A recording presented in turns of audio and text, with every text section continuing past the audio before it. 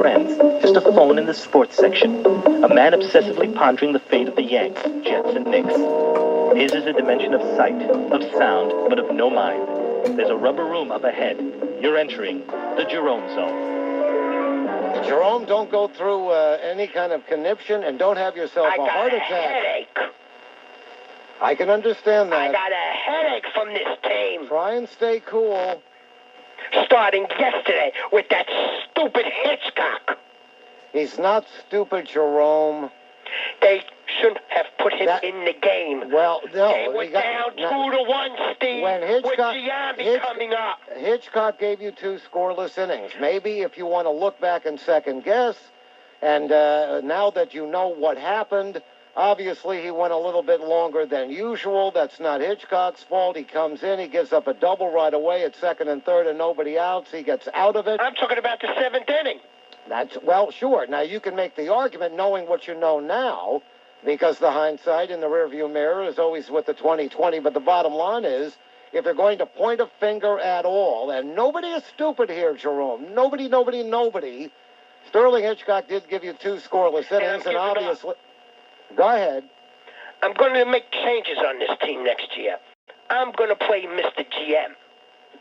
GM. Well, go ahead. O'Neill. History. Gone. Knoblauch gone. Now, here's the interesting, if not ironic thing. Knoblauch doesn't have a clue playing left field, but he hasn't, you can talk about the misplay in game number 1, but he is hitting and getting on as the leadoff man. You want him. Somebody else.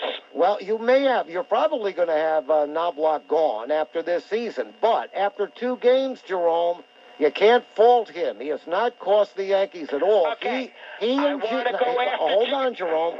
Knoblauch, give credit where it's due. Knoblauch is getting on. He's got 4 hits in the 2 games. Jeter is getting on. You can put a plaque already out there in Monument Park for Derek Jeter. What a money ball player. What a clutch ball player. What a great ball player is Derek Jeter. True. Be happy that within your lifetime you're watching this great Yankee play baseball. Can I finish? Go ahead. I want them to go after Giambi. I don't care what it takes. Yeah, they probably will. However, he could probably, it's possible, because who knows, maybe not even... He turned down a contract already. I want him in Yankee Stadium. Well, word is, though, if they win the World Series, you better count on Giambi staying in Oakland. I don't think so. Well, I think George is going to go after him. You don't mean you don't think so. You hope so. You hope he does. He already turned down $91 million for 6 years, no trade contract. Well, they can give him a little bit more money with that and work out... He wants 150, Steve. Well, he's not getting it from Oakland, and you know George, he's not going to let him go to the Mets. Brosius is history. I want to trade for Phil Nevin. They need 2 pitchers, and they need a right-handed reliever, and they have to get rid of Justice. Jerome, and that's all I'm going to say, Steve. They are done. Well... And I'm telling you, Torre thinks they're coming back. She's got another thing coming. Jerome, he's coming back. And the bottom line is you can make the argument about Justice being gone or Knoblauch being gone or Brosius being gone. Certainly your guess is as good as anybody else's about Giambi, whether he stays in Oakland, whether he comes to New York and plays for the New York Yankees. And you better believe already that if the Yankees are eliminated by Giambi and company, you know George Steinbrenner is going to make a very high bid.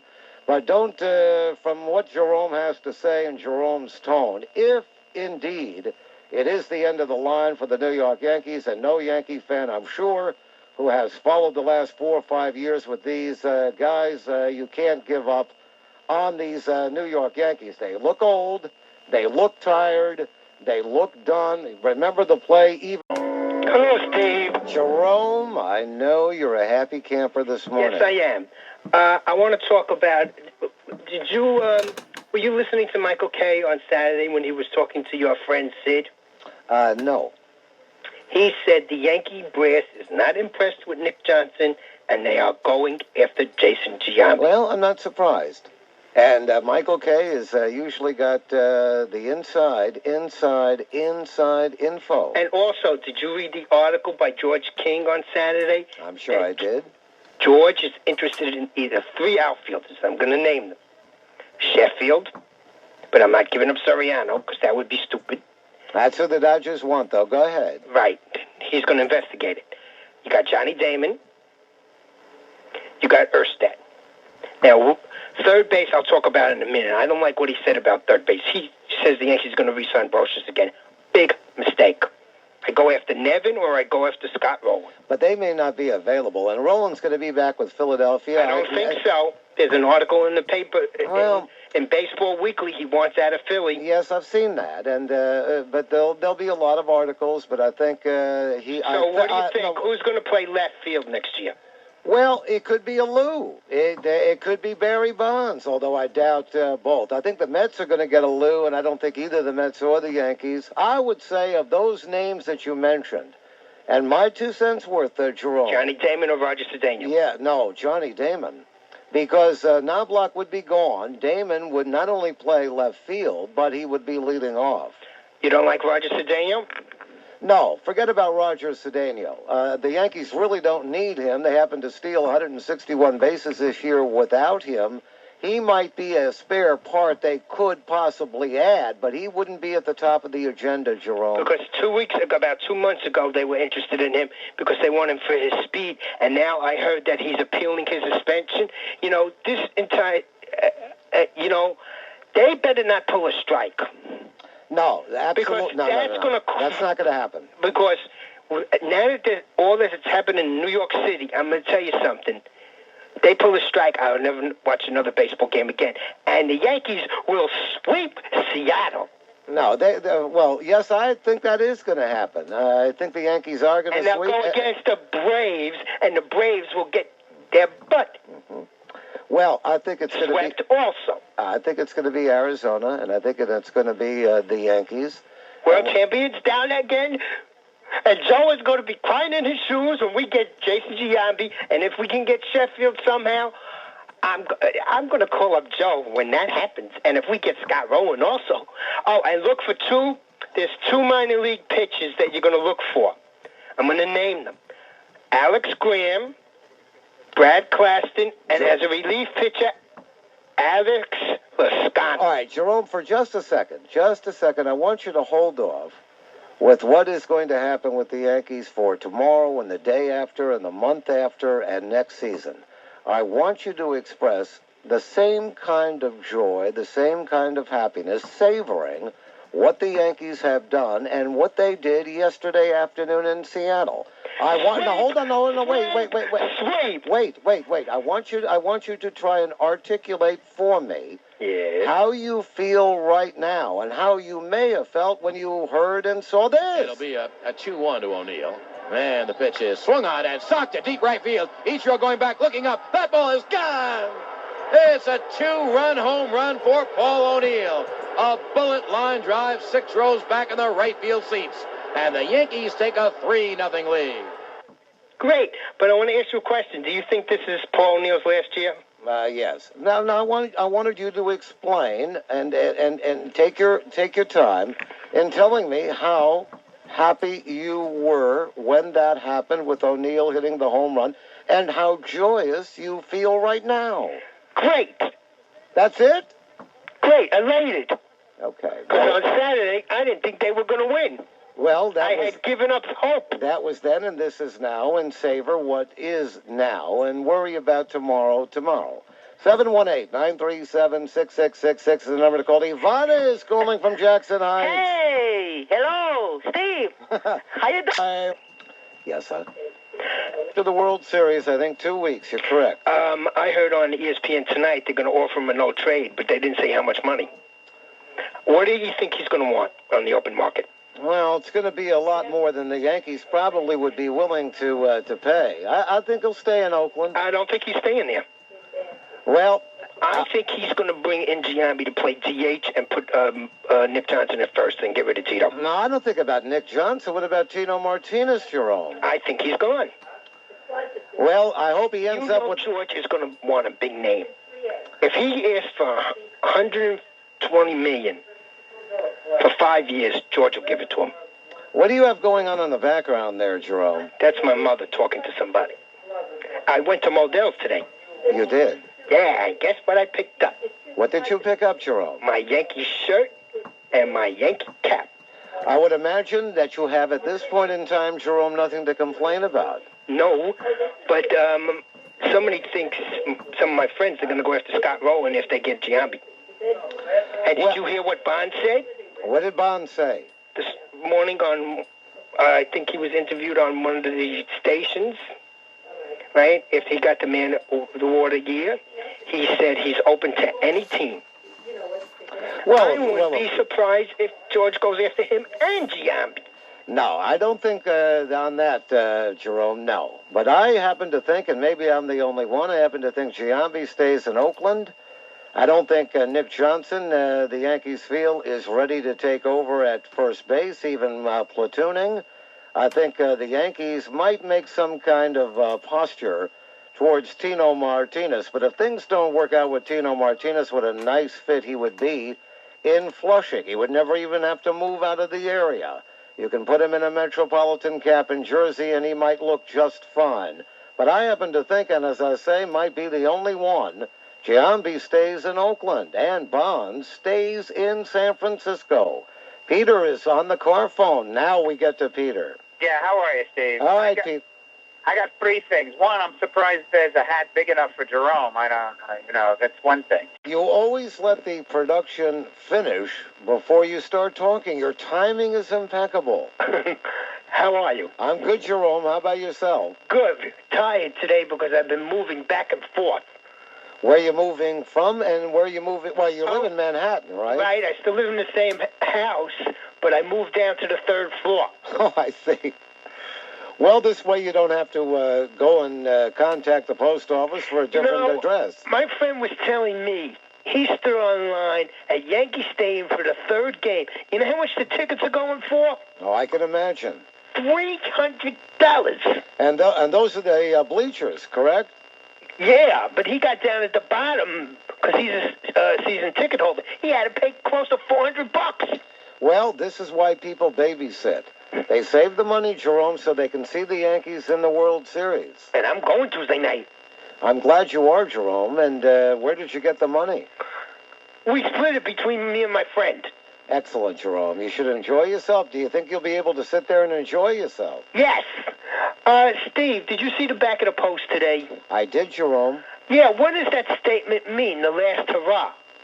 And then I read the little caption. That has to do with three All or the four. Free agents? Say again? All the free agents on the Yankees. Well, the last hurrah had to do with an article that they were writing, Jerome, about 3 or 4 Yankees who may not be Yankees next year. Yeah, and we know who they are. Right. Well, I won't get into that until after the series is over. But I have a general question on baseball. Sure. What happens if they dissolve any of these teams, like Minnesota, Montreal, or Kansas City, or Tampa Bay? What happens to all those players? Can they advance for free agency? I don't think the Players Association is going to allow for that to happen, Jerome. And they, of course, are the strong. They pretty much dictate the way things go. And I think there's going to be a work stoppage. No, I don't think so, Jerome. Not really. They better not do that, Steve, because this country was, No, they won't. Because of what happened in the country. I mean, come on now. No, they won't do that. Give us a break. No, they won't do that. I think, to be honest with you, even though Montreal and even though Florida are talking about business as usual and they'll be around for next year, I really think come November, when the both sides start talking about this issue, I do think those two teams are going to go. I think they should have been talking about it during the season. Well, during the season? Yeah. What are they waiting till now for? Well, what, you're going to dissolve a team in the middle of the season? They self-dissolved to begin with well before the middle of the season, but I can't see... You know why I'm asking that question? Say again? You know why I'm asking that question? Why? You know why I wanted to play right field for the Yankees? Who? I'll give you one name. Oh, Guerrero, of course. Of course. You know that. That would not happen. And I still say Giambi's coming here. Well, you know what? Well, thanks, Jerome. Got to get going. Sorry about that. As Jerome says something, sometimes you think he wants a response. He doesn't really. It's sort of like Jerome holding his own press conference.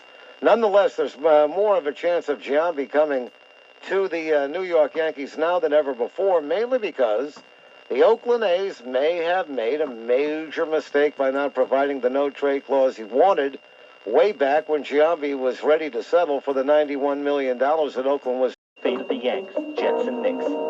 His is a dimension of sight, of sound, but of no mind. There's a rubber room up ahead. You're entering the Jerome zone. I love when you do that. I know you like it, and that's why we do it. Listen, now that Gary Dembo was gone. Yes, it's all his fault. I agree. Who is going to be the batting coach? I heard they're going to offer it to Mattingly or Rick Downs. Well, to be honest with you, I mean, Rick Downs and Gary Dembo, basically interchangeable. One may look at batting stances on videotape in color. The other one may look in black and white. And they're going to fire the bullpen coach, too. I basically think that this move made today with Dembo, it's as much his fault as it is that, let's face it already, Because I don't think Mattingly's going to take the job. He said he don't want it. Well, I'd be surprised if he doesn't get it. Okay. Well, what did Dembo do that was wrong? It was Johnson and Schilling that kept the Yankees from hitting. They got no hitting, the Yankees. Now, did you read the article on Giambi in the New York Times? I probably did, yes. And then there was the article on Eric Milton and Guerrero. Now, I think if they get Giambi, they trade Nick Johnson, Alex Graham, and 3 other players, and they get Guerrero and Vasquez. And what do you think about the Alomar thing that was in the paper? I think they'll get him, too. I think they'll get Javier Vasquez. I think they'll get Vidro. I think they'll get Alomar. I think they'll get Giambi and Bonds. It'll be just a cornucopia of riches for Jerome and his New York Yankees. 11:39 is the time, and why don't we get into, for a little bit more airtime. Of sound, but of no mind. There's a rubber room up ahead. You're entering the Jerome zone. Steve, I'm a little upset tonight with Mr. Cashman. I heard you breathing heavy before you started to talk, so I could tell that was the calm before the storm. And I'm upset with Torre, too. Well, tell me why. You know, there's an article in the New York Times that Giambi wants $144 million for 8 years. Well, it's going to be somewhere in the neighborhood, Jerome, of $119 for 7. Go ahead. He wants $18 million. Well, they may get close to it. It might be between $17 and $18 million a year. I figured out $18 million for 7 years. That's $126 million. All right. What's the point, Jerome? The point is, they better get this man, and they better not let him go back to Oakland. Wait a second. I thought you wanted Tito Martinez back. No, I don't. Well, he's not going to be back anyway. Okay, after they do that, do you think they go after Roger Cedeno? More so a Roger Cedeno, but... than a Damon. Oh, sure. Yeah, Damon is going to cost plenty, Jerome, because of Scott Boras, and he's going to be asking for around $10 or $11 million a year.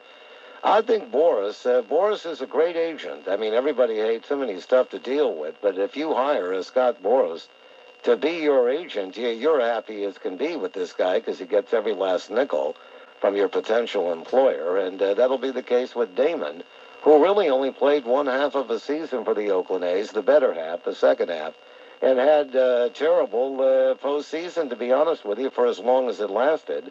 Those 5 games with the New York Yankees. 10:58 and 10 seconds is the time. It is a Wednesday evening on your fan New York City, and Steve Summers here and you there with Dave and Ann on the other side of the glass. Let's go to Jim from Long Island. You know, Jerome hurt my feelings earlier this year. I don't think he meant that. Well, you know, in that terrible time when he was suspended for a few weeks, the only caller to call into this station to defend him, and as you say, because part of his passion is in all of us, the only person to call in to defend him was me. And did Jerome ever thank me? No. No, he probably dislikes you. Steve, stop the press. I like music, right? Okay. There's an album out called Body and Soul Greatest Hits. Okay. And I got No Control. Is that by Janet Jackson? No, that's not the one by Janet Jackson. Come on, let me say something, Steve. There's only 6 minutes left. Calm down. Jerome, just take a breath, relax, sit down, take your coat off.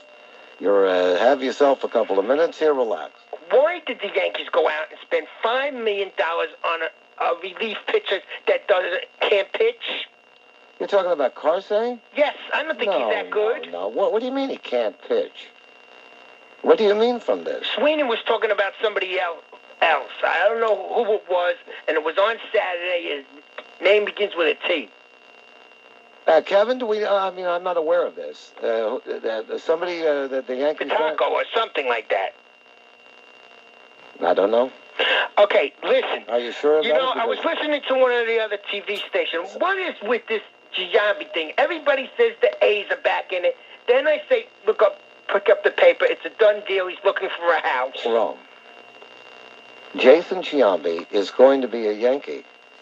And then what about trading Nick Johnson for Clifford, Floyd, or Sheffield? I don't think the Sheffield deal is going to happen. No, but it's very possible that Nick Johnson, who we all thought was going to end up in the Hall of Fame from the way the Yankees talked about this guy. I would trade Cliff Floyd for him, definitely. That's the rumor that's written about and talked about. John Heyman said they're going to get Roger Cedeno because it looks like Kenny Lofton's going to Detroit. What does he know?